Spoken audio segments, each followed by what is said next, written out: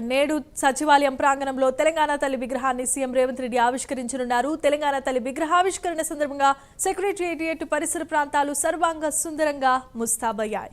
సాయంత్రం 6 గంటలకు ముఖ్యమంత్రి రేవంత్ రెడ్డి సచివాలయ ప్రాంగణంలో 1,00,000 మంది మహిళల సమక్షంలో తెలంగాణ తల్లి విగ్రహాన్ని ఆవిష్కరించనున్నారు.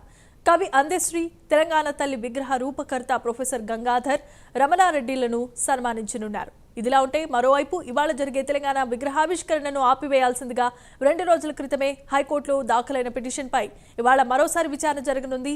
తెలంగాణ తల్లి విగ్రహం రూపును మార్చేయాలని, అందుకే విగ్రహావిష్కరణ కార్యక్రమాన్ని నిలిపివేయాల్సిందిగా జూలూరి గౌరీ శంకర్ హైకోర్టులో పిటిషన్ను దాఖలు చేశారు. అయితే దీనిపై ఇవాళ హైకోర్టు ఎటువంటి తీర్పిస్తుందోనన్న ఉత్కంఠ నెలకొంది. తెలంగాణ తల్లి విగ్రహావిష్కరణకు సంబంధించిన మరిన్ని డీటెయిల్స్ ను మా కరెస్పాండెంట్ కుమార్ అందిస్తారు. కుమార్. Thank you Jemima. ఏదైతే గత 2 రోజుల క్రితం సచివాలయంలో నూతనంగా తెలంగాణ తల్లి విగ్రహ ఏర్పాటుపై హైకోర్టులో పిటిషన్ అయితే దాఖలైంది.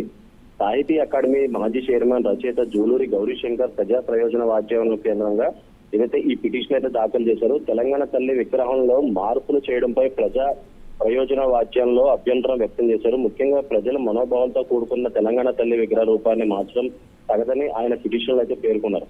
ముఖ్యంగా సచివాలయంలో ఏదైతే ఈ రోజు సాయంత్రం 5:45 తెలంగాణ తల్లి విగ్రహావిష్కరణ అయితే నిలిపివేయాలంటూ కూడా ఆదేశాలు ఇవ్వాలంటూ కూడా హైకోర్టులో పిటిషన్ అయితే దాఖలు చేశారు. ముఖ్యంగా చూసుకున్నట్టయితే ఈ పిటిషన్ ని ఈ రోజు హైకోర్టు అయితే విచారించనుంది. తెలంగాణ తల్లి విగ్రహావిష్కరణకు సంబంధించి హైకోర్టులోని ఈ పిటిషన్ దాఖలైన నేపథ్యంలోనే ప్రస్తుతం సర్వత్రా ఉత్కంఠ అయితే నెలకొంది. ముఖ్యంగా విగ్రహావిష్కరణ సంబంధించి ఎలాంటి తీర్పు వస్తుందంటూ కూడా ప్రజాస్పందనలో కూడా ప్రస్తుతం అందరూ ఏదైతే ఎదురు చూస్తున్నారు. ముఖ్యంగా రాష్ట్ర వ్యాప్తంగా ఉన్న తెలంగాణ తల్లి విగ్రహాల స్థానంలో కొత్త విగ్రహాలను ఏర్పాటు చేయాలని ప్రభుత్వం అయితే చూస్తుంది. దీనివల్ల ప్రజాధనం దుర్వినియోగం అవుతుందంటూ కూడా పిటిషన్ లో పేర్కొన్నారు. 4 కోట్ల తెలంగాణ ప్రజలు మనోభావాలతో ముడిపడి ఉన్న విగ్రహాన్ని మార్చొద్దంటూ కూడా జూలూరి గౌరీశంకర్ పిటిషన్లు అయితే కోరుకున్నారు.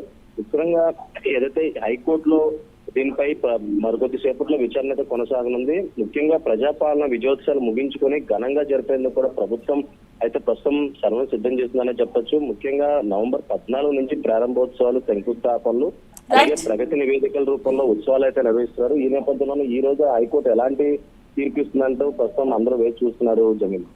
Thanks for the updates Kumar.